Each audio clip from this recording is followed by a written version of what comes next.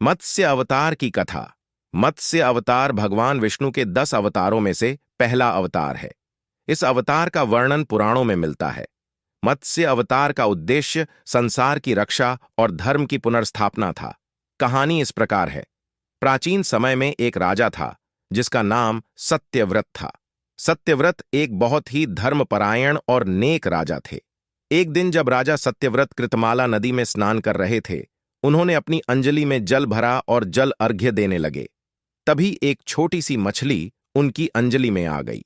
राजा ने उसे वापस नदी में छोड़ने की कोशिश की, लेकिन मछली ने कहा, हे राजन, मुझे नदी में मत छोड़िए, वहां बड़े बड़े जीव मुझे खा जाएंगे।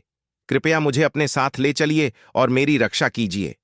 राजा सत्यव्रत ने मछली की विनती स्वीकार की और उसे अपने जलपात्र में ले आए। अगले दिन उन्होंने देखा कि वह मछली बड़ी हो गई है और जलपात्र में नहीं समा पा रही है। तब उन्होंने उसे एक बड़े बर्तन में रखा, लेकिन वह मछली फिर से बड़ी हो गई। राजा ने उसे एक तालाब में डाला, परंतु मछली का आकार और बड़ा हो गया। अंततः राजा ने मछली को समुद्र में छोड़ दिया। तब मछली ने अपना विराट रूप प्रकट किया। वह भगवान विष्णु का मत्स्य अवतार था। भगवान विष्णु ने राजा सत्यव्रत को बताया कि कुछ समय बाद एक भीषण प्रलय आने वाला है, जिसमें संपूर्ण संसार जलमग्न हो जाएगा। उस प्रलय में एक विशाल नाव का निर्माण करना होगा और उसमें सभी प्राणियों, वनस्पतियों और महत्वपूर्ण वस्तुओं को लेकर सवार होना होगा।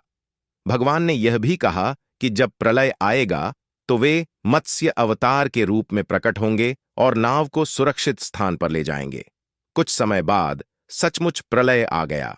राजा सत्यव्रत ने भगवान विष्णु के निर्देशानुसार विशाल नाव बनाई और उसमें सभी जीवों, वनस्पतियों और ऋषियों को लेकर सवार हुए।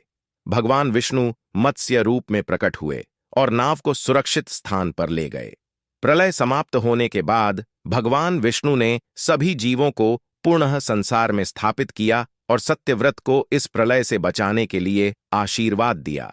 राजा सत्यव्रत बाद में वैवस्वत मनु के नाम से प्रसिद्ध हुए, जो मानव जाति के आदि पुरुष माने जाते हैं। इस प्रकार भगवान विष्णु ने मत्स्य अवतार के माध्यम से संसार की रक्षा की और धर्म की पुनर्स्थापना की।